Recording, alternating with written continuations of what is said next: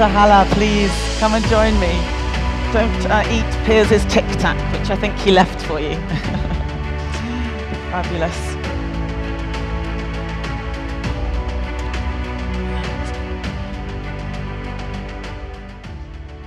Speaking with you in preparation for this session has been an absolute eye-opener into some of the things that you're really passionate about and committed to. Could we just bring the music down, please, as well, so that we can hear from Dr. Halla? Thank you so much. And I think we should really begin at the very beginning, shouldn't we, Your Excellency? And we should really talk about this importance of the right to development in general before we start to apply it to the real estate market. So could you give us your perspective, your passion, your belief about that right? Well, thank you very much for having me, first of all. Can we have the microphone on, please? So, yeah, maybe a bit more into it. Speak into it closer. Is it working? Yeah. Okay. So thank you very much for having me in the first place, and I'd like to thank the responsible entities for this amazing conference. So far I've been following online, and all the talks and the recent one were very amazing. So speaking of the right to development, as you questioned, is part of a bigger picture, yes, which is the human rights in general. So it all started in 1948 by a Declaration of Human Rights, where it stated 30 rights. And these rights cover all aspects of a human's life and all the rights that people must have in their living, wherever they are. And all countries agreed to that at that point. So the right to development is one of these rights, and the interesting thing about human rights in general is that you cannot divide them. No, you cannot they're all separate interlinked, them. aren't they? Exactly. Yeah. So you cannot say, I'll be focusing on this right and then just overlook the other. You have to work on all of these rights together at the same time in a comprehensive approach. And this precisely what is happening in Saudi. Ever since the Vision 2030 was launched, and that was coincidentally or not, I don't know, but simultaneous with the SDGs in the UN. And the vision covers all aspects of people living in Saudi Arabia, and it is a human-centered vision, although yes, many people, when speaking about it, address issues like diversifying the economy or probably more of it as an economic/industrial vision. But at the heart of it, for people living in Saudi Arabia, it is a vision that had initiatives that actually changed the social fabric, that changed the dynamics of the society in Saudi, and the empowerment of women also changed the face of the country. Absolutely. So speaking of the right to development, it is part, as I said, of a bigger picture. And at the core of it is the right to developing healthy communities. Yes, yeah, and we've talked a lot in this forum about community centricity and the future of humanity. So talk to us about this development of communities as a sort of human right. Exactly. So if you break it down, and we usually would like to start with the basic unit, at the heart of any community is the basic unit, which is the house. Yes. and the house is, simply a synonym for security, safety, prosperity. A house is where you not only stay and sleep, but also raise a family, yes, have bonds with people you love, and also exercise your culture.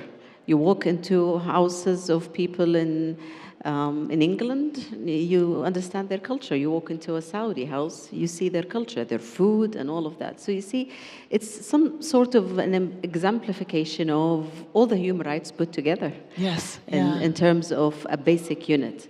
And then if you go to the bigger circle, multiple houses make a smaller community.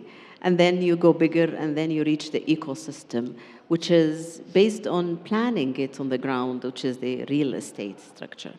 So if we go back to the basic unit, that in itself is a human right. for all humans to have all of these principles of living fundamentally is at the heart of human rights. So that's why one of the basic initiatives of the vision was to increase the property owning numbers of Saudis, which has tremendously increased and reached now 64%, I think they were saying. And it's increased from something like 40-something% over the space of really just a few years, hasn't it? Yes, I think the first number was in 2017, and it was in the 30s. So it's almost doubled the amount of people owning their own property. But it doesn't only come, with financially giving incentives or supporting people or building new communities or expanding, but it also goes back to the legislations that accompany that. And being a woman, I have to address the issue that at one point, women were not allowed to rent, for example, houses on their own.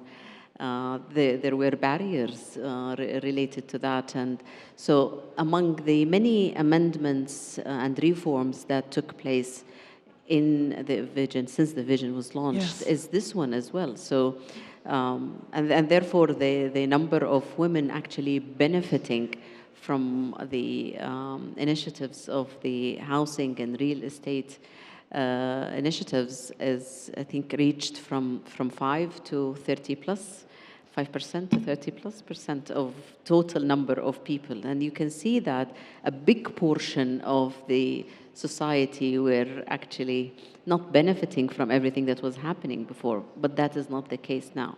So when I speak of a comprehensive approach, this is what I mean. And it's usually, it starts with a target, and then we want to increase the number of people who own houses in Saudi, but that's just the tip of the iceberg. Underneath, there's a huge mountain that starts with legal reforms, and then fixing and amending the practices, monitoring, auditing, and pushing sometimes with incentives, and all of these work together so that we can reach that goal. And most people don't know what happens underneath. They just see the tip of the iceberg on the top. And obviously, as president of the Human Rights Commission, this is what you do day in, day out. This is something that's not just a job, but very much an intrinsic passion that you have for bringing about this change to the fabric of society. And I know from our conversation that this idea about starting with housing is really important, partly because it's linked to everything else from health and education and well-being and community and all of those other things, but also because it then acts as a springboard for so many other things, very much linked to those sustainable development goals. So can you just talk about that link between the two, so the right for adequate housing and that link with sustainable development goals? Well, basically it goes back to the same notion of what is about owning a house or living in a house. So if you look at the Sustainable Development, it's a great plan put forward by the UN, and I think it kind of revolutionized how the UN works with member states, because they set goals and targets. They came down to the toolkits and specific objectives. That is not a usual practice by multilateral organizations like the UN. Usually they set general goals, standards, or they agree on certain conventions and all of that. But for them to actually bring the world to promise not to leave anyone behind and set the 17 objectives, and to have countries actually voluntarily compete to bring or report on their progress, I think this has revolutionized their work. But again, if you go back, if you look at the SDGs, for example, SDG 1 about ending poverty, or 2, ending hunger, or health, or education. So again, they all come together within this house owning. This is where it all starts. Yes. I mean, I cannot think of anything if I'm hungry, right? So the same thing applies to prosperity of a nation, or the progress, or building human capital. These are secondary rights, the basic rights. One of them is housing. So, and statistics show that if you have a house, then probably your children will be safe, and then they can excel in school and so on. And the same applies to hunger, poverty, and all of these issues. They are fundamental, basic rights that only if those are locked and secured, that you can actually think of other things, other more sophisticated rights. Yes, So, it's the platform, the benchmark, isn't it, upon which everything then can be built. yes, and again, when we talk about housing, it's not just this, again, basic unit, although it is a very important one, but it's also related to the community. Now, when we talk about well-being, for example, it's also part of these initiatives. Yes. Where you build a community where there's a park, there's a place where people to be entertained, get fresh air. There's a nearby clinic or hospital. School is also nearby. So the basic needs, again, are within initiatives related to planning urban cities and designing them. Also, the issue of environment-friendly development, more trees, clean cooking, clean energy, all of that. So this is what's about to have a proper planning for cities, and Riyadh is among the cities that is expanding very quickly, and it's expanding horizontally also. But I think there's a benefit to that, where you can actually plan it well. But it also applies to other cities in Saudi Arabia, outside Riyadh, where also planning is based on the needs of a human. So again, it's all centered around the human and the human needs, and of course the human rights. Human centricity. And we're here at the Real Estate Future Forum, so obviously talking about housing, planning, development, investment into things that make a fundamental difference. How can people in this audience play their part in helping to realize this outworking of a basic human right and a human need, which is great, affordable housing? Can you speak directly to the audience about the part that they play? Well, I think that, to start with, there are basic rights associated with planning of cities in general, and especially in initiatives related to real estate. One of them, for example, is accessibility. And by accessibility, we don't just mean accessibility of the neighborhood or the community, but also accessibility of individuals, like people with disability. And the planning of a city to be accommodating to the needs of people with disabilities is fundamental. Because people with disability are not only people born with disabilities, but elderly citizens are also needing that planning to take place. This is something that needs to be at the core of anyone responsible for planning. Also, looking at the culture and how the culture translates into communities and designing of cities and all of that. Otherwise, all cities everywhere will be exactly the same. Riyadh will be a replica of New York and so on. But that's not healthy, because, again, part of us living together is also to have our differences. And that should also be reflected in the way our cities look and our houses also exemplify. So accessibility is very important. Respect to culture is very important. Of course, we benefit a lot recently from technology and smart homes and all of that. Not a big fan myself. I still like to do things the old way, and I still like to have a piece of paper and a pencil. But I understand that the whole world is moving towards that, and it's also helping and adding values to the way we are living. It can be hard sometimes, though, to balance some of these diverse priorities and diverse groups of inhabitants and citizens and residents and the older people maybe who need things like mobility or accessibility, or the younger generation, and I'm making huge generalizations here, who might want higher tech provisions. Are there some examples where you've seen it done really well, where all of these different disparate ideas are married together and create communities that are really powerful and effective? In Riyadh, yes, we see now that some of the projects are designed that way, exactly. Even in public places, for example, respecting, for example, a nursing mom and what she needs, or again, a child on a stroller and all of that. So you see it in the design of all the parks nowadays and the new parks in Saudi. But I think the problem with cities I've visited around the world is that most of them are old, so that you add to an existing structure. I think the benefit we have here is that we're building new cities, and if we start well, if we start at the right with the right priorities, I think we will be at the forefront of designing cities that actually match the basic human rights.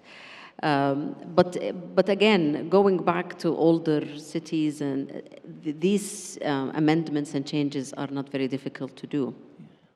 I've seen buildings, government buildings, that have been adjusted for the needs, for example, of people with disability with minimal cost, because it's just not that difficult to do. If you have the understanding and the right intentions, then it's easily done. So I'm very optimistic that every city can be turned into a friendly city to the basic human rights and to accessibility. Well, I love the optimism, and also it's so encouraging to be in a place like Riyadh where you can literally build from the ground up without constraints. But let's talk a bit more about this sort of national perspective around the kingdom, and perhaps some of the most significant reforms or initiatives around the right to adequate housing in Saudi Arabia as a whole. Can you share some thoughts on those significant reforms and initiatives? So the whole system, and I think the Ministry of Municipality has talked more about it. This is their core. But I think at the heart of it is also changing the requirements and, for example, adding women. That was not present before. Also adjusting the regulations of program Sakani, and that helped in increasing the number of people benefiting from it. Also making adjustments to, for example, the youth, and at what stage they can benefit from these initiatives and all of that. Because that's great if you have a plan for a house when you are still young, just freshly graduating, and you start planning for your house and the government is supporting you. I think shifting to the youth is also very, very significant.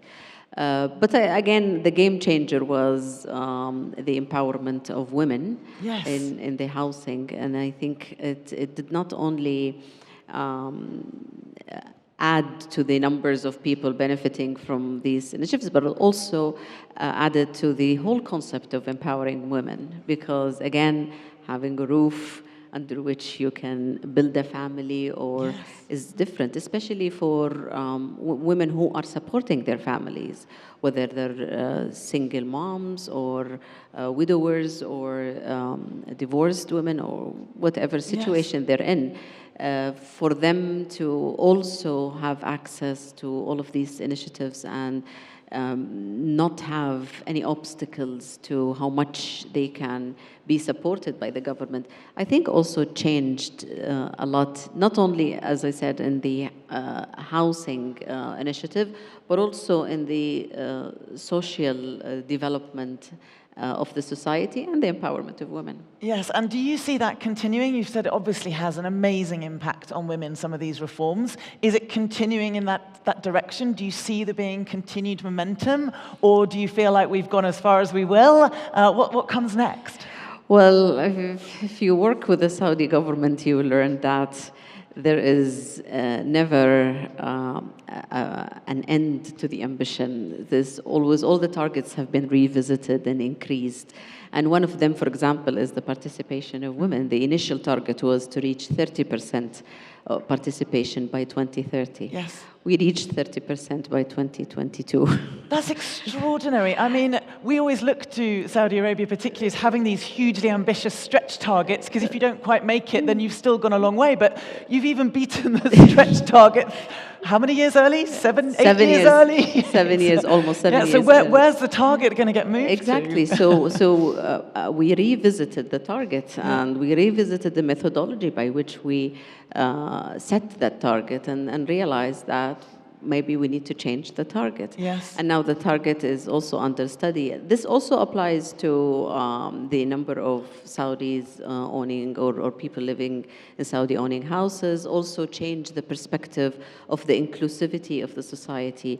Now even non-Saudis can own properties in Saudi Arabia, and this also is changing, and that's also part of the vision, because the vision does not only focus on, the development of Saudis, but the development of the country, yes, with all people living in the country.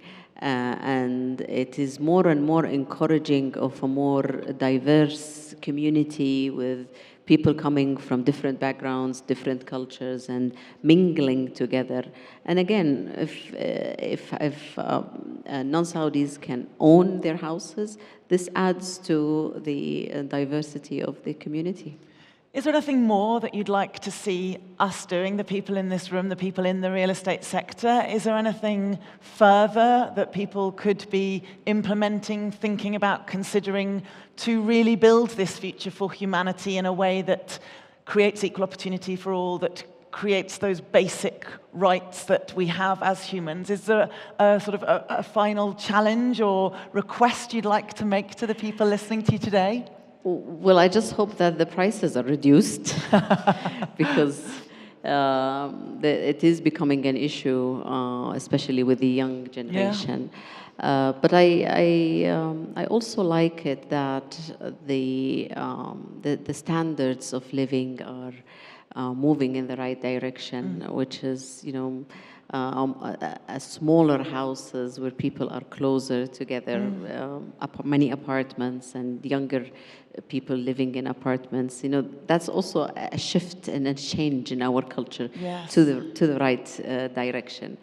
But I think among everything that is happening, it is unfortunately accompanied by an inflation in the prices, at least in Riyadh, and I think there has to be some sort of a solution to that, so that we will have more people coming, can afford to live here, and also for the young generations that are planning their future to have access to all of these great initiatives and great projects. So maybe that needs to be an ongoing dialogue with some of the key players in the industry, with yourself, with some of your fellow government ministers, and people who are at the forefront of driving these changes, because ultimately this outcome is about this core human right to development. So in closing, is there one final message that you'd like to share with everybody who's had the privilege to listen in on your wisdom today? Thank you very much, and thank you for listening. I think it's very important to always remember that this vision is a human-centered vision. Yes. And that all of these initiatives, no matter how they seem to be far from the human rights and the human needs. They are actually centered around the human living in Saudi Arabia. And this applies to everything else that is happening. So for people who are also taking part in these initiatives, for them to remember that this is for the development of the human, and it is a human right. You've said that beautifully. Human rights, human development, front and center. That centricity, that focus is such an important thing to maintain it at the core of everything that we're doing. I really appreciate you being with us today. Thank Please, you very can you much show for your having me. appreciation for Her Excellency, Dr. Hala Al-Tuwaijeri. Dr. Hala, it's delightful. So special. Thank you so much for being with us. Thank you.